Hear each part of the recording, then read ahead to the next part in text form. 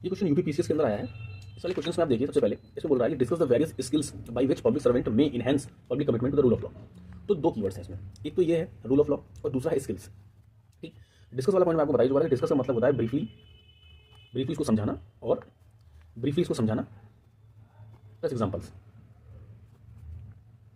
ठीक है, तो अब रूल ऑफ लॉ, सबसे पहले तो इसको हम रूल ऑफ लॉ यहाँ पे समझ लेते हैं कि रूल ऑफ लॉ होता क्या है। देखिए, रूल ऑफ लॉ जो है मतलब कि न्याय का शासन, या आप बोलोगे विधि का शासन। ठीक है, इसके अंदर तीन चीज़ें हुआ करती हैं। इसको एवी डेसे ने propound किया था, एवी डेसे ने, और एवी डेसे ने बोला था कि तीन चीज़ें अगर हैं तो रूल ऑफ लॉ माना जाएगा। पहला क्या था? सुप्रीमेसी ऑफ लॉ, दूसरा था इक्वालिटी ऑफ लॉ, तीसरा था predominance of the legal state. ये दो तो हमारे इंडिया के अंदर एग्जिस्ट करते हैं, लेकिन तीसरा नहीं एग्जिस्ट करता है। इसका मतलब कंप्लीटली ये होता है कि कोर्ट जो है वो मेन रहेगा। ठीक है, लेकिन इंडिया के अंदर लॉ बनाती है पार्लियामेंट। जब लॉ बनाती है तो इस बात का ख्याल रखती है कि लॉ का सुप्रीमेसी रहनी चाहिए और इक्वालिटी ऑफ लॉ, मतलब समानता रहनी चाहिए।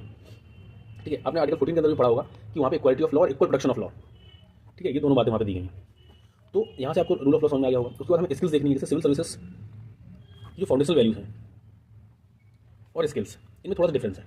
ठीक, अब स्किल्स के अंदर वो चीज़ें आ जाती हैं, जैसे आप ग्राउंड रियलिटी जब रहेगी तो ग्राउंड रियलिटी में आपको, जैसे कि आपको लीगल अवेयरनेस भी होनी चाहिए, प्रोसीजरल कॉम्पिटेंस भी आपके पास होना चाहिए, ट्रांसपेरेंसी भी होनी चाहिए, इंटीग्रिटी है, एम्पैथी है, यूज़ ऑफ टेक्नोलॉजी भी आना चाहिए आपको। ये स्किल्स के अंदर आया था सर। इनोवेशन को भी आपके पास पावर होनी चाहिए, अडेप्ट करने की एडेप्टेबिलिटी होनी चाहिए, आप नई नई चीज़ों को अडेप्ट कर पा रहे हो कि नहीं कर पा रहे हो। सिटीजन सेंट्रिक होना चाहिए एक सिविल सर्वेंट, अकाउंटेबिलिटी होनी चाहिए, आंसरेबिलिटी होनी चाहिए, कम्युनिकेशन स्किल्स उसकी अच्छी होनी चाहिए, इम्पार्शियलिटी होनी चाहिए। जितने भी मैं पॉइंट लिख रहा हूँ ना, इन पॉइंट्स को आपको लिखना भी है, उसके साथ साथ इसको एक लाइन में समझा के और इसका एग्जांपल देना है, क्योंकि डिस्कस का मतलब ही होगा, आप डिस्कस को प्रूव करना चाहते हो ना, तो आपको इन सारे पॉइंट्स के साथ में आपको लिखना पड़ेगा एग्जांपल्स भी। और इंट्रो में आप रूल ऑफ लॉ भी लिख सकते हो कि एविडेंस ने लिखा था ये है, उसके साथ आप रूल ऑफ लॉ जो इंडेक्स है उसका जिक्र भी कर सकते हो। तो उससे क्या होगा कि एग्जामिनर को ये पता रहेगा कि भाई इसको डेटा भी पता है, इसमें डीप नॉलेज, इसको डीप नॉलेज है।